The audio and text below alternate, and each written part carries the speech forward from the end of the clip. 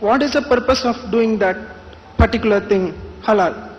This word halal is an Arabic word. It means permissible, as opposed to the opposite, which would be haram, which means not permissible. Allah says to us about this, what is permissible or forbidden, the flesh of the swine or the pig. And I know some of you love pork chops. You love ham and cheese sandwiches. I grew up on all that. I love bacon, but for our health's sake, we have to be willing to make some changes. God knows what's best for us. The pig will eat anything. A pig eats waste and garbage. This is kind of gross, but a pig will eat its own dead child. A pig will eat other sick and infected animals. They're scavengers. And what's interesting is the pig has one of the quickest and poorest digestive systems of any animal. On the other hand, the animals that God says are okay for us to eat, like cow, lamb, deer, buffalo, these animals eat fresh, clean vegetation.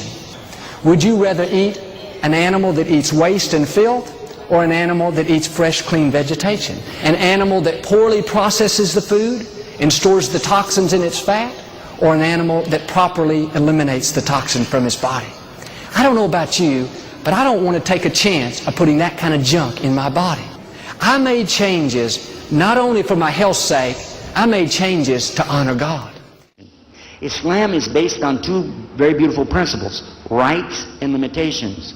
There are rights, but there are limits. You have the right to take a life, but only under some very special limits. And if it's not according to that, it's haram, not permissible for you. Forbidden to all of you, which is dead animals, something that already died. Blood. And that which has been killed by strangling, or by a violent blow, or falling from a headlong position. And that which is sacrificed, and this is what I wanted to mention, it's talking about the altars, the false gods, or being gored to death by horns. And anything upon which Allah's name has not been mentioned while slaughtering. This is fisq, or disobedience to Allah.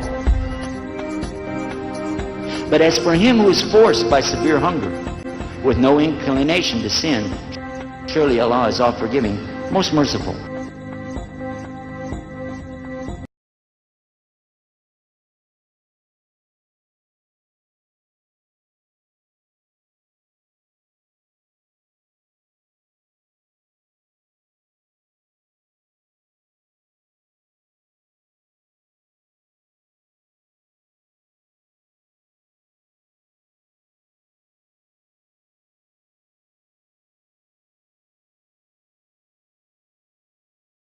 Is all life equal or not?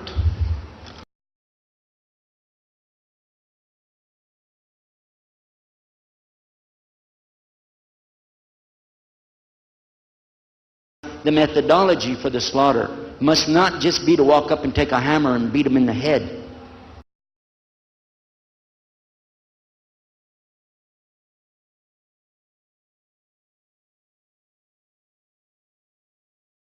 Slaughter that is not Islamic increases the blood pressure of the carcass from 14 to 28, double the normal pressure. This tires the brain and torments the animal, although Westerners keep emphasizing that no concussion or contractions take place that may alienate the spirit and cause great anxiety for the animal. they had to be dragged and chained to be slaughtered. You know, when they're dragged or pushed with a bulldozer or forklift, that's just inhumane handling. It's gross mistreatment. It violates the law. And these animals are going into the school lunch program. They're going onto the plates of children. The Hallmark Slaughterhouse supplies the Westland Meat Company, which processes the meat from the cows. Westland is a top supplier of ground beef to the school lunch program.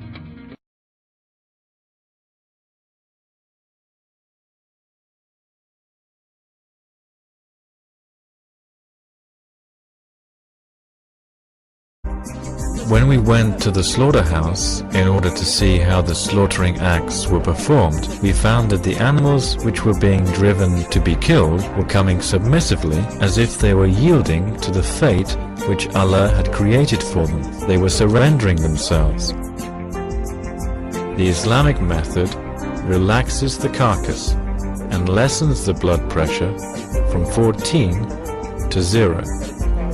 Thereafter, all the blood is released from the carcass due to the body's natural contractions. The methodology is the animal is laid on its side, then you feel for the certain point in the neck, the blade is kept out of sight and it's razor sharp. And I've done many slaughters myself, and I know it's so sharp it can take your finger off and you wouldn't even know it. Then you place the blade by his neck and say Bismillah. And then you allow him to just lay there. He doesn't realize what's going on. He doesn't feel anything. He begins to just lose consciousness because he's not getting oxygen to the brain. He falls asleep. And that's all that happens. Animals are driven kindly and individually to the slaughtering area and offered water before being slaughtered. All animals are slaughtered individually. Slaughtering areas are surrounded with a visual barrier away from each other. Animals are not allowed to see the knife before and throughout the slaughtering process. Panicked animals will be sent back to the herd. Top-of-the-line slaughtering knives and sharpeners are used. Slaughterer allows the animal to lay on their right side while facing towards Mecca, both the slaughterer and the animal. Slaughterer says out loud, Bismillah, Allahu Akbar, in the name of God, the greatest. Slaughtering is always completed by the end of the second knife stroke. Animals are only moved to the skinning area after the soul leaves and the animal is verified to be completely dead, and no pigs are slaughtered here. The thing that I wanted to mention about this is that it clearly states for us that we must mention the name of Allah at the time of slaughter.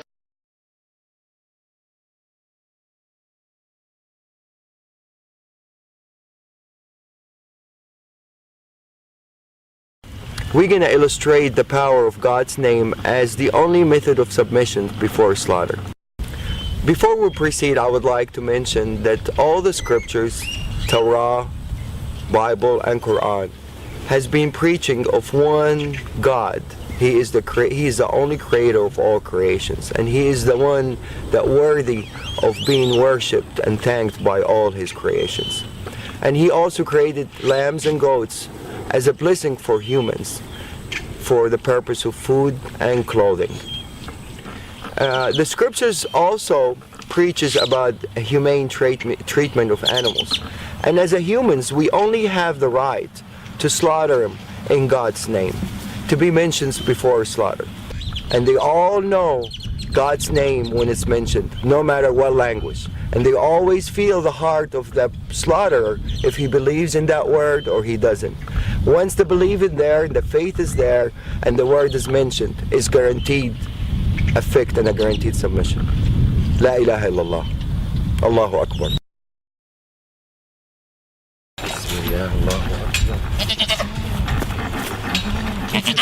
بسم الله الذي لا يضر اسمه شيء في الأرض ولا في السماء وهو السميع العليم. بسم الله الله أكبر. بسم الله الله أكبر. بسم الله الله أكبر. There you go, baby.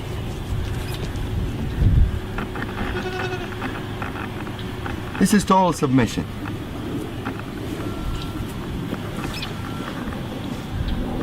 Total submission. This guy is ready for anything to be done to him, and he's not nervous, he's not resisting. He's in total relaxation. No panic hormones whatsoever. See, I let him go, he gets up.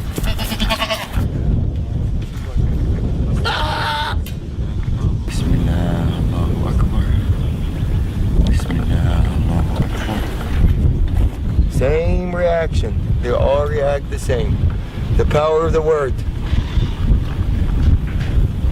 They're more religious than most humans. This is something that the Prophet, peace be upon him, did, and all the prophets did. There wasn't any prophet of God except that they knew how to slaughter animals, just like they know how to eat, they know how to go to the bathroom, they know how to sleep. All of these things are in Islam. It's a complete way of life.